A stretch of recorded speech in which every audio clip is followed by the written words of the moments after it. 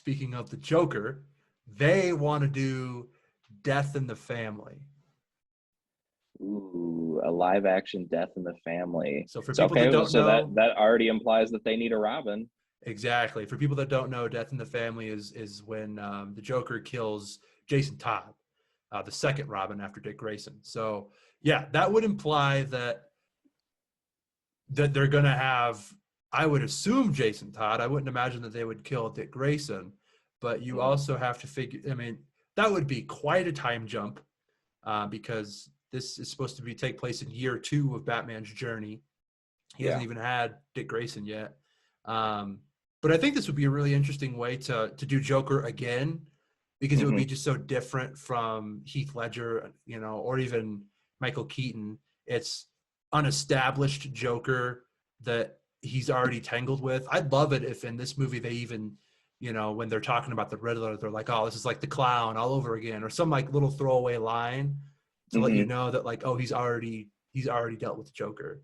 I would love to see if they can do something like that, and then maybe like tease a Dick Grayson.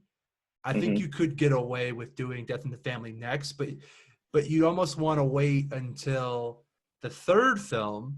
But if you're going to wait until the third film, then you're going to end the trilogy on a really sad note. It's just true. I hadn't even thought about that. To me, Batman, it feels like Batman needs to be, this is going to sound obnoxious, a 9-movie saga. Like there's just so much you can do with him. To do it all in order, especially if that's your goal, is to do a Death in the Family, you need some breathing room for Dick Grayson to live, right? Right, absolutely. Unless the only way they could have gotten away with that is if this first movie, he already was like kind of like Ben Affleck, veteran, has already had Dick Grayson, and he's got Jason Todd by his side. But I feel like you'd need to tell the whole story of Jason Todd for that death to have impact, right? Because he's also another tragic character of his. I think it was his mom was killed and his dad died later, or maybe it was vice versa, and he was just like this street kid that Bruce picked up, and he had all this anger, and they butted heads, and Bruce told him he couldn't be Robin for a while, and then he came back, and there was like it's this whole story, and so you can't rush that, and if you do, killing him doesn't have as much of an impact.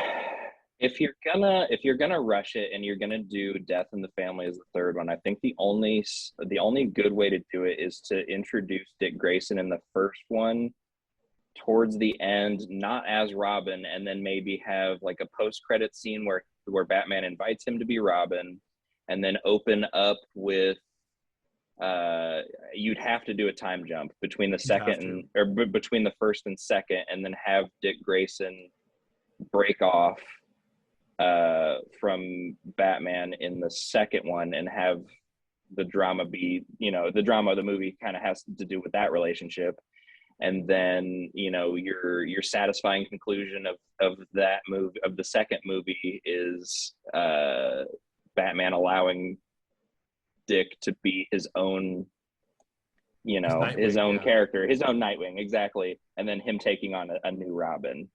And then you open the third one with Jason Todd being the Robin. Yeah. I think that's the only way you do it, right? I mean, with 3 movies, that's not a lot of wiggle room. Unless they want to introduce a Robin in a movie that isn't just a Batman movie. But this is so far down the road, though, because I mean, didn't you say they don't want to do a trilogy? This is an isolated thing, or no, isolated from the DC movies. They do want to do a trilogy, yeah. So it's just not. It's not part of that closure, Okay. I'm thinking of it in the wrong way. The one thing I will say that they could do, I know that they're doing an HBO Max show that's going to focus on the corrupt GCPD. Penguin's supposed to be in that too. So if you wanted Colin Farrell Penguin, yes. So if you wanted to do some shows to sort of supplement this in a way, where you could show Dick Grayson, and maybe you don't see Robert Pattinson, but Dick Grayson's in there, and you get a glimpse of him as Robin, and then you could say, okay, off the major movies, this is going on, and oh, I heard about this new Robin that Batman's working with. What's that all about? And then you can jump into the movie.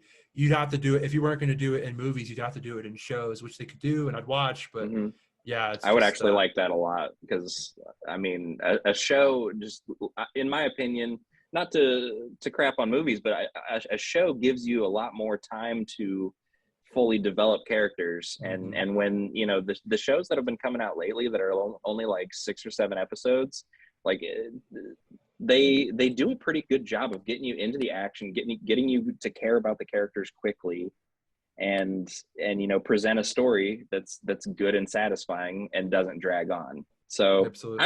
I would be pro show for the Batman universe, whatever you want to I call it. would too. And I've always said, man, if they wanted to do a high quality, like, yeah, like a Marvel style show of Batman, there's so much they could do. And you don't even really have to have Batman in some of them. You could do it, you know, True. like what Sony's doing. You know, they have a Venom spinoff and a Morbius spinoff. They talk Mm-hmm. about Mm-hmm. Sandman and Black Cat and all these other characters. You could do that with, you could do a whole show just on Harvey Dent. You know, you could do a whole show Yep. just on Mr. Freeze, you know, or God, Ra's al Ghul. Good God, man. Yeah. There's so much that you could do with that. So I don't know. I have full faith that they're going to be able to pull this off. I just thought that it was really interesting that was some of the things that they were thinking about doing, and I was just curious to see your take on how they could pull it off.